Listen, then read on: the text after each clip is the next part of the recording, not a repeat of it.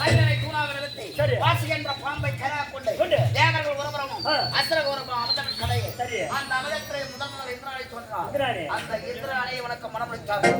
பிறகு ஐராவதம் வெள்ளையான அனைத்தும் சொல்லி தேவேந்திரனால் பொறுப்பாக்கப்பட்டது. அவனை கொடுத்தாங்க. லட்சுமியானவளை மகாவிஷ்ணு கொடுத்தாங்க. கடைசியா அலையானது அகன்று கொடுத்ததால் அகலிகை என்று சொல்லக்கூடிய ஒரு பெண்மகள் அழகிய கடைசியாக பெண்களை பார்த்தால் இந்த பெண்களை யாருக்கு தருவது? இதை யாரு கொடுத்து எந்த தேவர் முறை கொடுத்து தெரியும் பாக்குறாங்க. இந்த அகலிகை யாருக்கு திருமணம் செய்து வைக்கும் பொழுது வர்றான் எனக்கே கூடுறான் யாருக்குன்னா ஒண்ணு கொடுத்துட்டாங்களா மறுபடியும் எத்தனை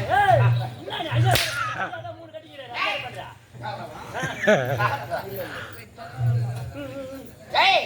அப்படி அகலிகை திருமணம் செய்ய வேண்டும் என்று ஆசைப்பட்டான்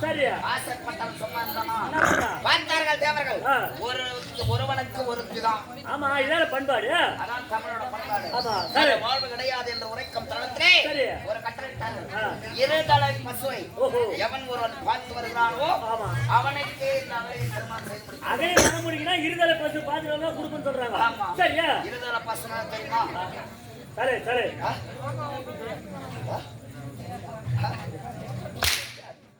தெரிஞ்சுக்கணும். தெரியாதவங்க ஒரு பொண்ணு எப்படி கேட்டீங்க? எப்படி ஏன் உண்மையா போவாங்க? அப்படி இருதலை பசு என்பது எப்படி தெரியுமா? கௌதமர் ஆசிரமம். அந்த கௌதமர் ஆசிரமத்திலே ஒரு தாய் பசுவானது கன்றை ஈற்றும் நேரம் நெருங்கி கொண்டிருந்தது. கன்றை ஈற்ற போது பசுவின் தலை ஒருபுறம் கன்றின் தலை எங்க வரும்?